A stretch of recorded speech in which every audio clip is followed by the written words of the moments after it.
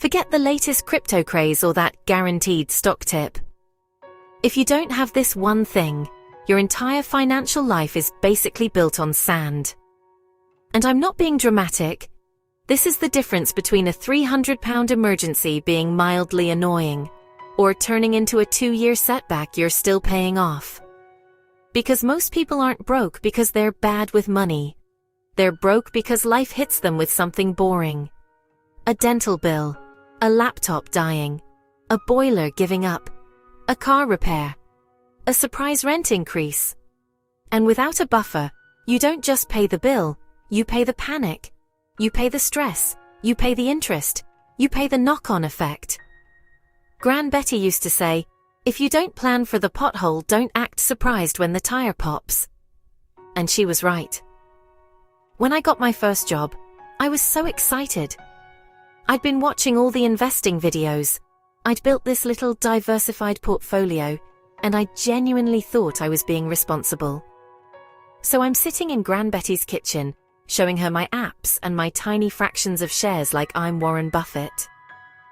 Gran Betty just takes a slow sip of tea, looks at me over her spectacles and goes, "That's all very well, darling, but what happens if your laptop gives up the ghost tomorrow?" And I laughed, because I thought she was being old-fashioned. Then she followed it up with the question that absolutely wrecked me. Can you replace it without selling your investments? Or selling your soul to a credit card company? And I remember my stomach doing that little drop. Because the honest answer was no. I could invest. I could talk about the market. I could tell you what the S&P 500 was doing, but I couldn't handle a random Tuesday emergency without it turning into a financial event. Gran Betty nodded, like she already knew, and said, "Love, an investment account is not a fire extinguisher." And that's the entire point of this video. Not investing, not budgeting, but Gran Betty's emergency fund, the most boring, unsexy, unglamorous thing in personal finance, and the thing that can literally save your financial life.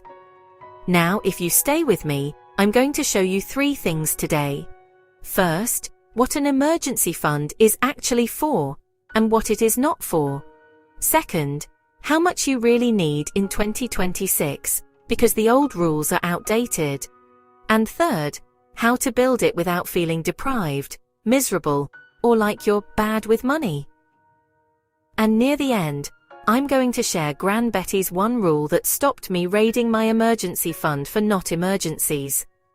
It's painfully simple, and it works, because this isn't about being perfect. It's about being safe. Gran Betty used to say, perfect is for show, safe is for living. Now here's what nobody tells you when they're posting screenshots of their returns. Even safe investments can be volatile. Bonds can dip. Index funds can drop. And if you're forced to sell when the market is down, just because you need £500 for an emergency dental bill, you're not just paying £500.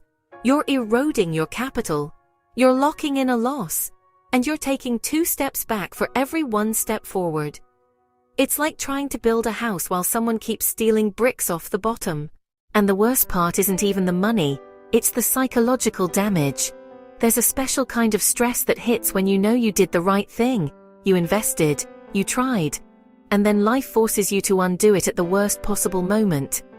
Gran Betty always talked about the invisible ROI of cash. She used to say, "It's not about interest, darling, it's about sleep." And honestly, that phrase has aged like fine wine. Because I've seen people absolutely crumble when an unexpected £300 bill lands on the doormat. Not because £300 is impossible, but because when you don't have a buffer, every surprise feels like a threat. And that stress doesn't stay in your bank account, it spills into your relationships, it makes you snappy, it keeps you awake at night, it makes you worse at your job, it makes you worse at making decisions. And when you're stressed, you don't make rational financial choices. You make desperate ones, you make short-term ones, you make expensive ones. Gran Betty used to say, stress is a very costly hobby. Meanwhile, last year, my washing machine flooded my flat. Water everywhere. Chaos. The kind of day that normally sends people into a spiral. I could have panicked. I could have started doing the mental maths of, okay, can I put this on the card? Can I borrow? Can I delay? What happens if... But I didn't. I called a plumber, paid the £80 call-out fee, and went back to my day. Not because I'm special, because I had a buffer. And I cannot explain how underrated that feeling is. That lack of drama is worth more than any 5% return you'll ever see in a chart.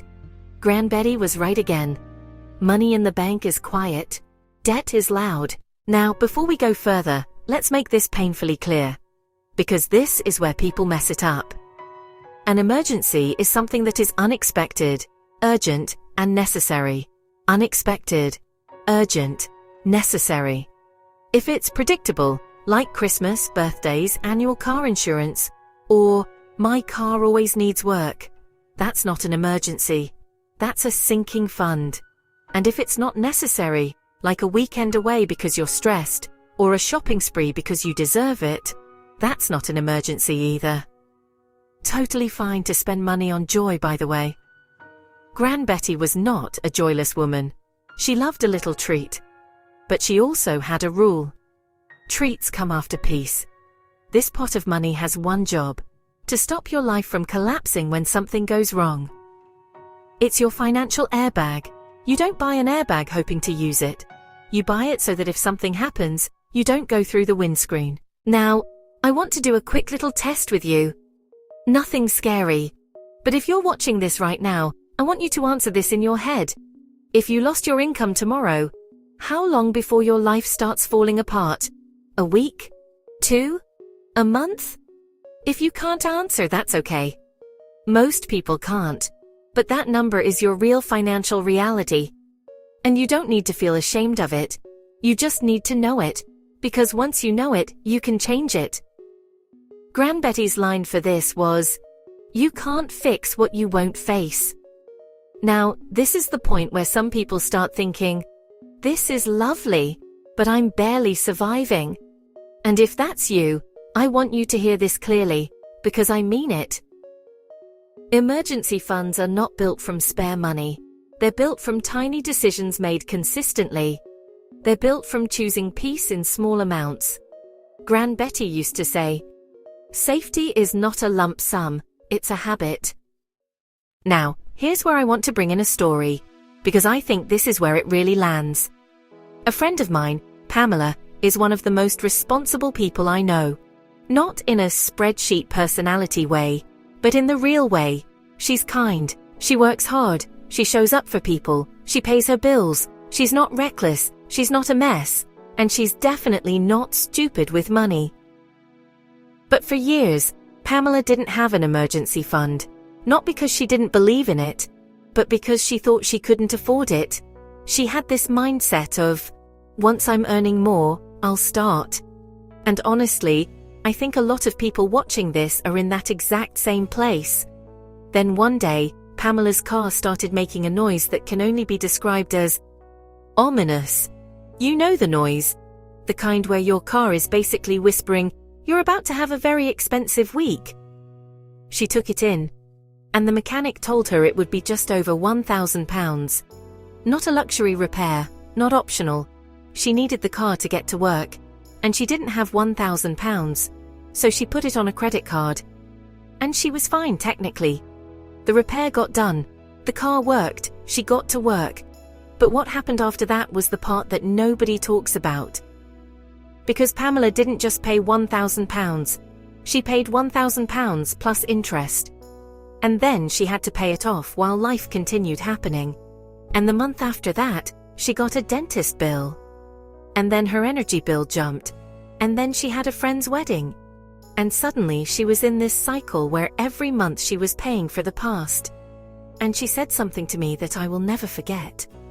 She said, "I feel like I'm always behind, even when I'm doing everything right." That's what an emergency fund protects you from. Not just the bill, the spiral. Gran Betty used to say, "Life doesn't hit once, darling, it hits in batches." Now, here's the part where we need to update Gran Betty's wisdom for modern life. Because it's 2026. AI is shifting job markets fast. Whole roles are being reshaped. Industries are changing in months, not years. And the cost of living still feels, honestly, a bit pinchy. So I'm going to say something that might annoy the comment section. A 3-month emergency fund is a good start. But for most people now, it's not enough. Gran Betty's rule was 3 months because back then the world moved slower. Today, I aim for 6 months. Not because I'm paranoid, because I want to be recession-proof. I want breathing room if I lose my job, if a family member gets sick, if my rent jumps, if my industry takes a hit, or if I need to pivot quickly. Gran Betty used to say, "Panic is what happens when you've got no wiggle room." And that's the thing. An emergency fund isn't just money, it's wiggle room, it's time, it's choice, it's the ability to breathe. But let's make this practical, because I never want this to be one of those videos where you finish it and think, "That was nice," and then do nothing. Here's the simple way to calculate your number. Your monthly essentials, multiplied by the number of months you want. And when I say essentials, I mean essentials: rent or mortgage, bills, food, transport, minimum debt payments, not takeaways, not holidays, not your full lifestyle, your survival number. Gran Betty had a brutal little one-liner for this. Luxury is not essential, darling. It's just loud. Now, if you're thinking, okay, but I don't even know my essentials, don't worry, most people don't. A quick hack is to look at the last 2 months of your bank statements and circle the things you couldn't stop paying without your life going sideways. That's your baseline. And once you know your baseline, you can pick a target. Now I want to make this feel achievable, because people hear 6 months and their brain just shuts down. So instead of one giant goal, think in levels. Level 1, £500. This stops small disasters. Level 2, £1,000. This covers most oh no moments. Level 3, 1 month of essentials. Level 4, 3 months. Level 5, 6 months. Most people never get past level 1. But I'm telling you right now, level 1 alone can change your life. Because level 1 is what stops you from putting everything on a credit card. And speaking of that, the real danger of not having this cushion is bigger than people realize. If you don't have an emergency fund, you don't just pay for emergencies. You finance them, and financing emergencies is one of the most expensive things you can do. Because if you have to put a £1,000 car repair on a high-interest credit card, you're not paying £1,000, you're paying £1,000 plus interest. And that interest doesn't just cost you money, it cannibalizes your future. It steals your ability to invest. It steals your ability to say yes to opportunities. It steals your peace. It's like running a race with a lead backpack, and then wondering why everyone else is pulling ahead. Gran Betty's phrase for this was, "Debt is paying extra for being unlucky." And when you think about it like that, it's heartbreaking, because so many people are not irresponsible, they're just unsupported. They're just one emergency away from the edge, and that's why this matters. Now, quick note, because I want to be responsible here. If you're in high-interest debt, don't hear this as, save £10,000 before you do anything. Even a small emergency fund, £500 to £1,000, can stop you going further into debt. Then you can attack the debt harder, with way less fear. Gran Betty used to say, "You can't mop the floor while the tap's still running." This isn't about perfection. It's about getting out of the danger zone. Now, let's talk about the most common question people ask. Where do I keep it? And the answer is going to disappoint the people who want everything to be exciting. Not in the stock market, not in crypto, not in some safe investment that can still drop when you need it most. Your emergency fund should be boring, accessible, and separate. For most people, that means a high-interest savings account, premium bonds, or a cash ISA. Somewhere you can access it quickly, without selling assets, without waiting, without penalties, and without drama. Because the entire point is speed and stability. Gran Betty's line for this was, "Emergency money should be near the front door." Not literally, obviously, but you get it. You don't want it hidden behind 3 locked gates and a password you forgot. You want it safe, but reachable. And this is where I want to give you one of the most practical tricks in the entire video. Because this single thing is what stopped me constantly dipping into my emergency fund. 2 bank accounts. One account is where life happens. The other is where peace lives. That's it. You don't need 10 accounts. You don't need a complicated system. You just need separation. Because when your emergency fund sits in the same place as your spending money, your brain treats it like it's available. Gran Betty used to say, "If it's in your hand, you'll spend it." So put it somewhere you can still access, but not casually. Now, how do you actually build this thing without feeling deprived? Here's the secret. You cannot rely on willpower. You have to automate it. The way I started was embarrassingly simple. I automated a transfer of £20 every Friday. That's it. No spreadsheets. No heroic budgeting. No, I'll save whatever I have left over. Because you never have money left over. You have money you choose to keep. Gran Betty used to say, "Leftover money is a myth, darling." And she's right. If you wait until the end of the month to save, you'll always find something to spend it on. Your brain will go, "Oh look, free money." And then it's gone. So automate it. And start small. Because the magic isn't in the amount. The magic is in the consistency. Now, I want to talk about something people don't mention enough. The first £100 you save feels harder than the first 1,000. Because the first £100 is you fighting your old identity. It's you becoming someone who saves. And that shift is huge. Once you have even £200 or £500 sitting there, something changes.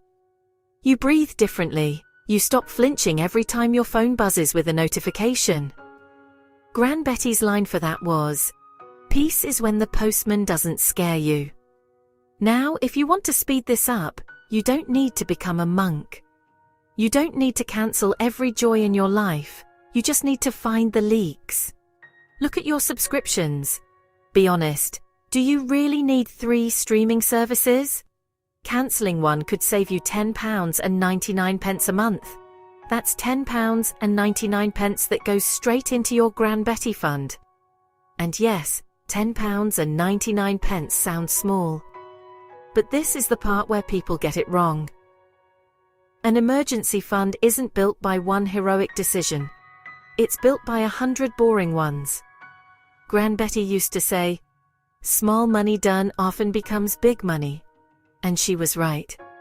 And here's another little trick. Every time you get paid, increase your emergency fund transfer by 1%. Just 1%. You won't feel it. But your future self will. Now, I want to take a small detour here, because this is important. If you have irregular income, if you're self-employed, freelance, gig working, or your pay changes month to month, you might be thinking, "Okay, this sounds great, but how do I automate it if I don't know what I'll earn?" And Gran Betty actually had the perfect answer for this, even though she didn't call it irregular income. She called it patchy months. She used to say, "Save on the sunny days, darling. Storms don't book ahead." If your income is irregular, here's a simple way to do it. Pick a minimum amount that feels safe even in your worst month. Maybe that's £5 a week. Maybe it's £10. Maybe it's 20. And automate that minimum. Then, in your better months, add a top-up. Even if it's once a month, even if it's small. Because with irregular income, the goal isn't to save perfectly. The goal is to save consistently. Now, I want to bring in another Gran Betty story. Because this one is tiny, but it's basically the whole philosophy in a teacup.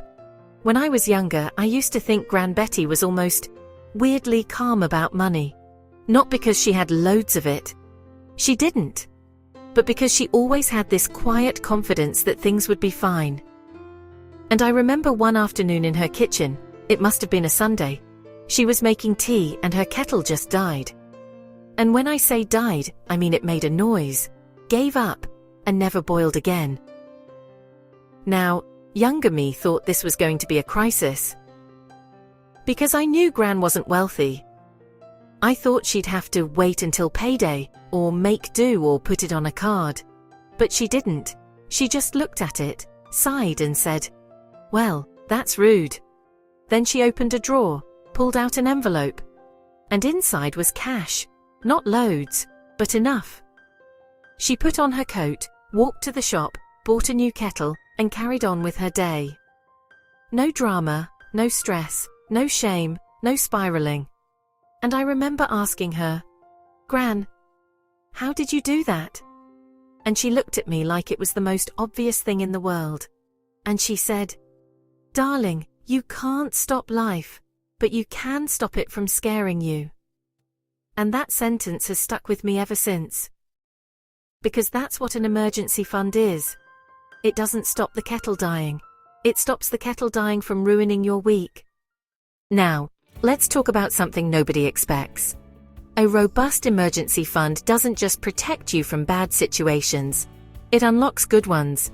Because once you're not living hand to mouth, you can actually take advantage of life. A friend once offered me a discounted ticket to a professional retreat. One of those rare opportunities where someone drops out last minute and you can get in for a fraction of the cost. Old me would have had to say no. Not because I didn't want to go, because I couldn't risk it, but because I had my emergency fund, I could say yes. Without fear. And that's the secret. Emergency funds don't just stop disasters. They create options. They create freedom. They create momentum. Gran Betty used to say, "Money isn't for showing off. It's for saying yes." And I love that, because it reframes the whole point of financial stability. It's not about being rich. It's about being able to handle life. Now, I want to close the loop on Pamela for a second. Because this story doesn't end with her stuck. About a year after that car repair, Pamela messaged me. And it was one of those messages that looks small. But you can feel how big it is. She said, "I've got £1,000. That was the whole message. No emojis, no big speech. Just, "I've got £1,000. And I swear. She sounded taller. She sounded calmer. And she told me something that really stuck. She said, "It's not even the money. It's that I don't feel hunted anymore." Gran Betty would have loved that. She used to say, "When you're safe, you stop living like you're being chased." Now, let's address one more thing, because this is where people get stuck. What if you build your emergency fund, and then you use it? People feel like they've failed. Like, "Oh no, I dipped into it, now I'm back at zero." No, that's the whole point. That's like saying your seatbelt failed because you had to use it in a crash. If you used your emergency fund for an actual emergency, you didn't fail. You succeeded. Gran Betty's line for this was, "That money did its job, darling. Thank it." And I genuinely love that, because it changes your mindset from shame to gratitude. Now, here's a simple plan for rebuilding after you use it. And if you take nothing else from this video, take this. Step 1. Replace the habit, not the whole amount. Go back to your automated transfer immediately, even if it's tiny. Step 2. Rebuild in levels again. Do not stare at the mountain, just rebuild level 1. Then level 2. Step 3. When you're stable again, do a gentle post-emergency review. Not to blame yourself. Just to learn. Was it truly unexpected? Was there anything you can prepare for next time? Because sometimes, an emergency is actually a predictable expense that needs its own category. Gran Betty used to say, "Learn the lesson, darling, then let it go." Now, before we wrap up, I want to talk about the biggest hidden benefit of all. And it's not money. It's not security. It's not even stress reduction. It's decision-making. When you have an emergency fund, you stop making decisions from fear. You stop tolerating nonsense at work because you're terrified of losing your income. You stop staying in situations that drain you because you can't afford to leave. You stop accepting the first option because you're desperate.